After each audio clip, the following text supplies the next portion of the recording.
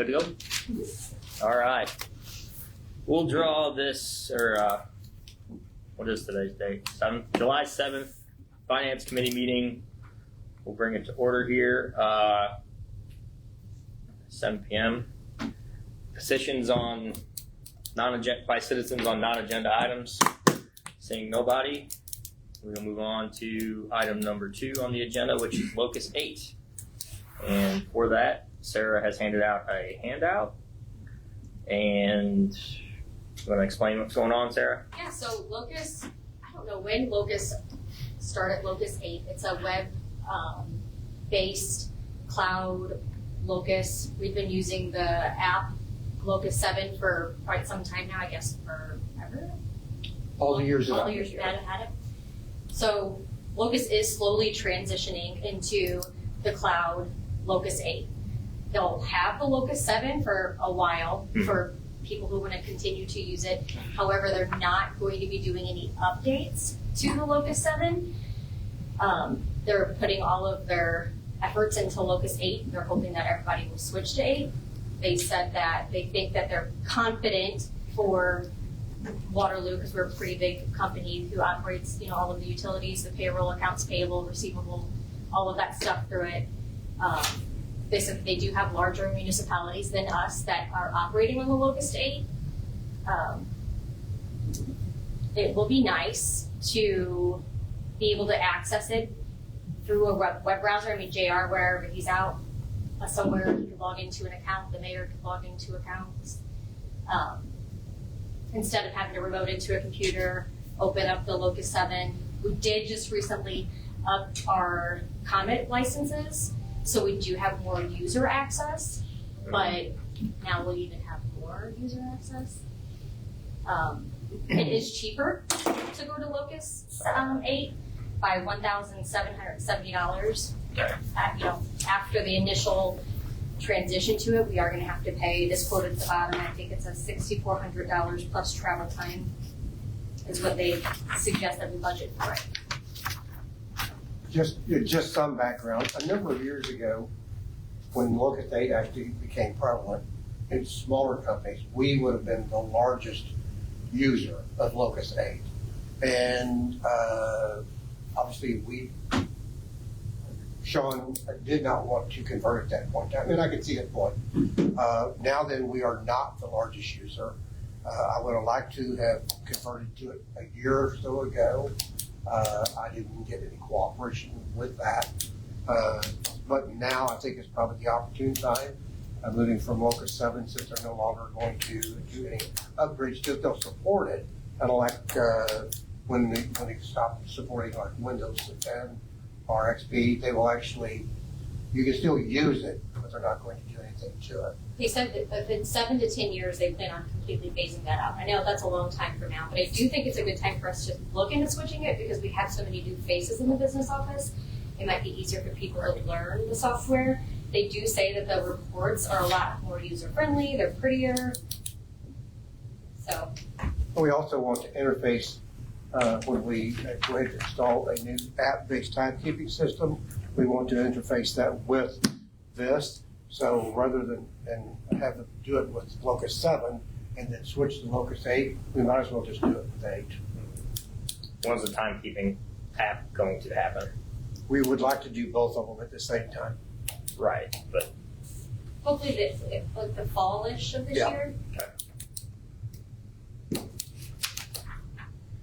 Okay, how many users do we have currently? It just said it allows for 15 simultaneous. Is that enough? So yeah, that's we do have 15 Comet licenses right now, and that's plenty. Okay. So that's what we could just upgrade it to. and Comet license? That's a specific license that we have to purchase with having to have the 15 users, with having the app-based software like we have. Gotcha. So when you say app, it's on the machine, it's local. Yes. You got a remote into it. Okay. We Got do it. operate a little bit out of Locust 8 already. Locust 8. Locust. All of our work orders for the ground crews, the business office submit those through Locust 8 to the utility department. Okay. So basically, in the end, we'd have to authorize basically budgeting $6,400 for implementation. And then the membership from year to year basically is level. So it's a $6,400 budgeted charge. Yeah. We lose the comment licenses, and that's what makes up for the difference, essentially. On something that's got to happen eventually. Yeah. It's cloud-based. All the server data, we don't store that anyway, right? That's all hosted by them. Yes.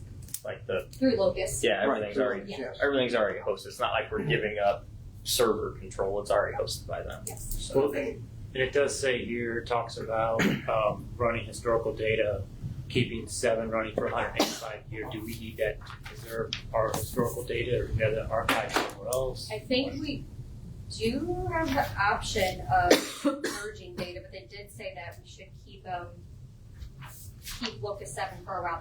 I'll have to look into that. right, it says $185 a year for. Yeah. And I would assume you'd only need one license for that because you wouldn't be Right. accessing it very often. Right, Right. somebody would need to go into it to look at stuff that was not available on Locust 8. Invoice Cloud keeps all the historical bill data now, right? From back to when we implemented Invoice Cloud. Yeah. Like I could go look up my utility Yeah, bill through from Invoice back Cloud. in Yes. April of last year or whatever the hell time we started that. The one comment in here, and I'm not on David, I have a question.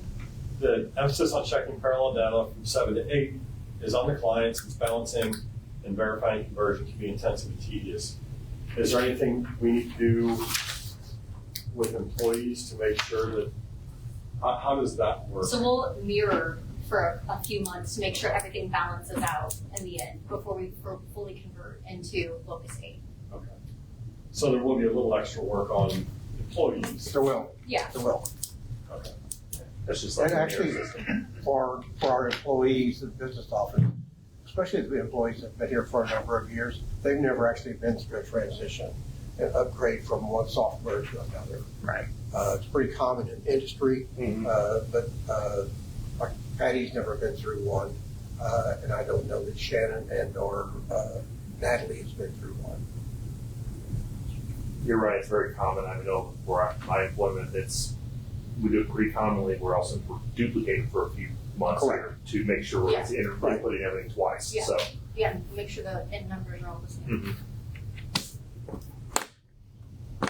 So I guess in the end here, we'll need a motion to upgrade to Locust 8 and then a motion to budget the implementation costs that are here.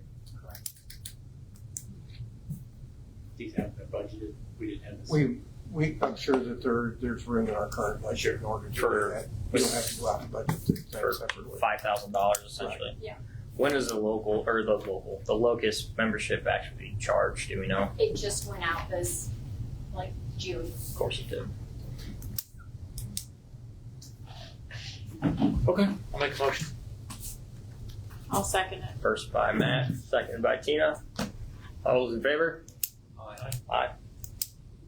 All opposed? Anyone? Nope. All right. Motion passed. I believe the third item on the agenda is comments. Are there any comments from committee members or non-committee members? Now's the time. Seeing none, we'll take a motion to adjourn. So made. Second. I'll second. Second from Tina.